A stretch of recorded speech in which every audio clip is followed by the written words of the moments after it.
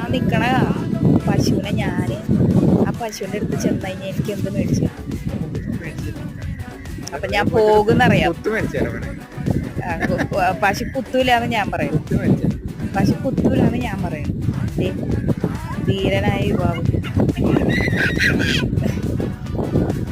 ഞാൻ പോട്ടെ. ഇതാ